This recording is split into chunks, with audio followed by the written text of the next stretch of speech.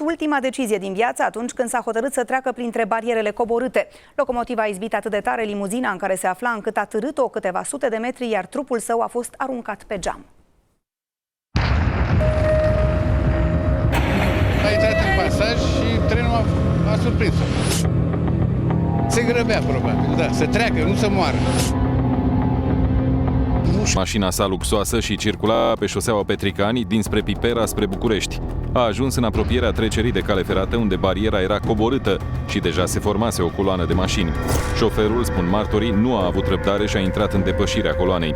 Ajuns la calea ferată, Nicolae Nae a intrat printre bariere. Din partea dreaptă însă venea cu o viteză de 110 km/h un tren de călători care l-a lovit în plin.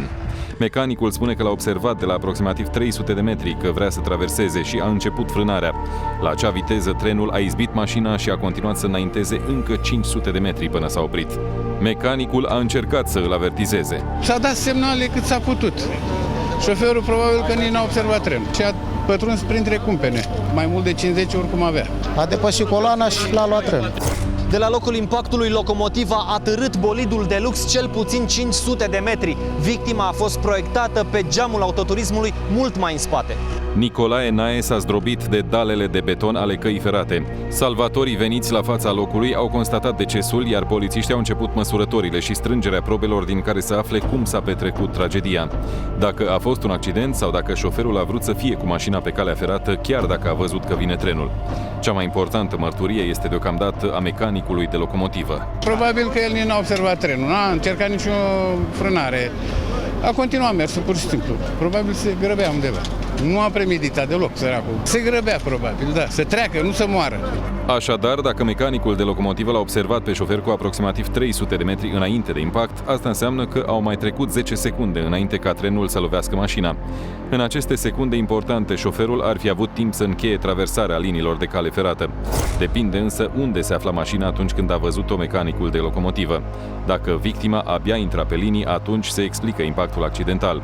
Locul în care s-a produs accidentul are mai multe obstacole vizuale pentru șoferi, nu pentru cei din tren. Când șoferul se apropie de bariere, are în stânga vegetația care îi obturează vizibilitatea la mai mult de 25 de metri. În partea dreaptă este o clădire, apoi, chiar la marginea liniilor de cale ferată, sunt arbuști și pomi crescuți de-a lungul terasamentului.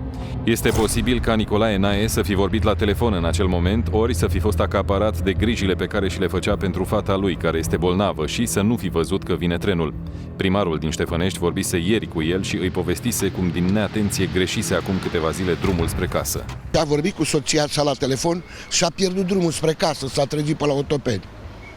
Deci vă dați seama ce gânduri îl dominau? Gândurile astea, în corelare, poate cu o grabă, avea vreo întâlnire importantă, l-a făcut să fie într-un loc în clipa nefastă unde nu trebuia să fie. Polițiștii îi vor audia pe șoferii care l-au văzut pe Nicolae Nae când a depășit coloana și a trecut de bariere, dar și pe martorii impactului. Nicolae Nae era un conducător auto experimentat. Era șofer din 2005 și avea permis pentru toate